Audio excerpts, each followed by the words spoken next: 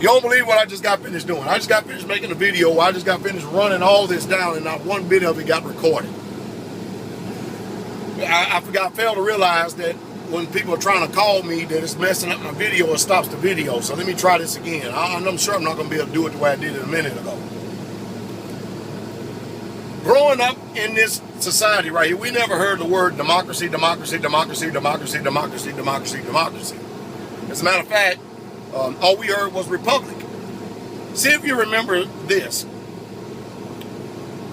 When you were in grade school, you and I, and we both were pledging allegiance. It was something like this. See if you remember this.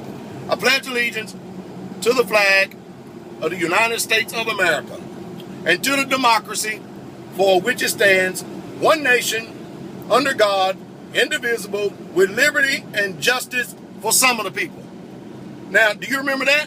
I know many of you know, Pastordowell, it doesn't go like that, but the truth is, that's the way that things are going today, and that's the way that the government and the powers that be see it. I want to talk about here just for a moment a monarchy, an oligarchy, a democracy, and a republic, and tyranny all in one short video to try to hope and give you some understanding, because I know many of you don't care to do your due diligence or do your research to know much about anything.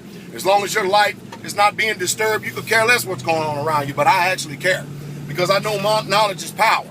And when you have knowledge, which gives you power, the people who think that they have power cannot exercise that power over you when you have knowledge.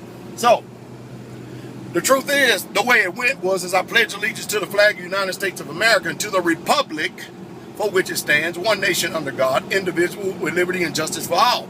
But it's so hypocritical because the so-called founding fathers, what they did was give us a quote-unquote so-called constitutional republic.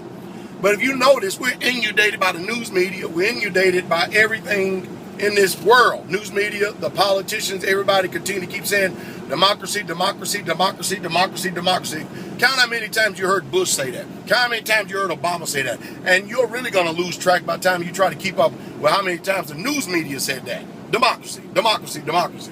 You see, what they're doing is trying to get you to shift in your mindset to go with the times and the signs and the way that they see things. Because a democracy is where the majority can have the rule over one. But in a constitutional republic, the majority can't have the rule over one.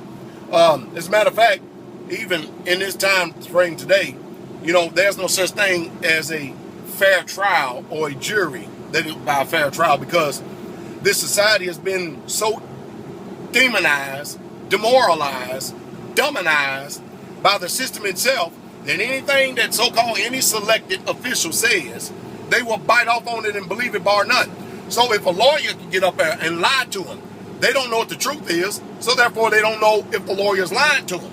So you got people who's on fluoride, who's mercury induced, who's drinking water from a municipal water supply, which is drug infested because of all the drugs that we're taking in this country, antidepressants, for depressions and everything else. You can't get a fair trial because these people know how to speak to a mind that is literally demonized and demoralized and don't know how to make sense of anything, and the people just go, now feed me the cheapest calories I can get in order to keep my belly and gut full. Because we live in an entitlement type of society where everybody thinks that they're owed something, and this definitely messes with the conscience. That's the reason why people who actually get out and work and sweat, do it by the sweat of their brow, they actually despise those who are trying to actually live off the labors of their back, and then we have to actually pay for it ourselves. So I myself personally think that we are in a monarchy / oligarchy. And the reason why I say that is because with a monarchy, you have one person set up that has a whole bunch of supporters behind him, bribery. And that's the reason why it costs, you know, if you want to be the president of the United States of America, you go to a bunch of corporations making an appeal. They'll run you about, you know, they'll put about $500 million support behind you. You guarantee to get the presidency. So therefore, you didn't get elected by the people. You got elected by the corporations who are controlled by a select group of people. And you are going to do whatever their best interest is in mind. That's why they often call President Obama a corporation republic, a Wall Street president, because he's not in the interest of the best for the people. He's not in the interest of, and he's not there for the people, of the people, and by the people.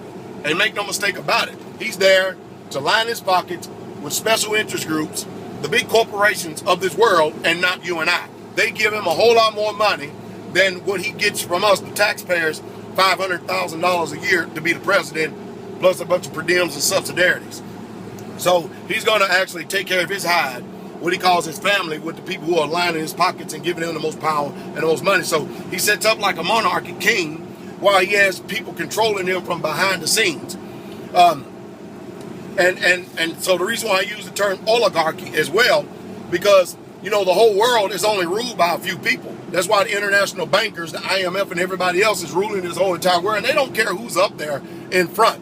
So you have this monarchy and this oligarchy vying for power against each other and stuff. And of course, the president, who's supposed to be, I guess, the most powerful man in the world and stuff, he's going to go where the money is. While he gets up and politically grandstand and act like that he's for you, the people, the truth is he's not. So we have a mess on our hands. We're sitting up here thinking, many of us, the old timers, that we are in a constitutional republic, but we're actually functioning more like a democracy than we are a republic. And so you keep hearing the news media and everybody keeps saying democracy, democracy, democracy, democracy, democracy.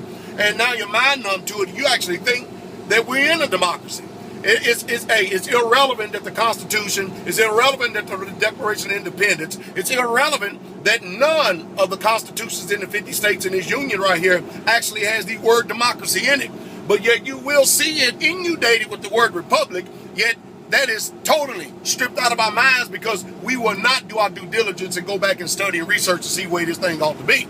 That's why I keep telling you knowledge is power, because when you know the way things should be operating and stuff, and when you're informed the way things should be operating and stuff, you have knowledge. And anytime somebody who is a government official trying to come away and take away your rights and stuff, that knowledge gives you power. It gives you the ability to know how to talk, gives you the ability to know how to handle yourself.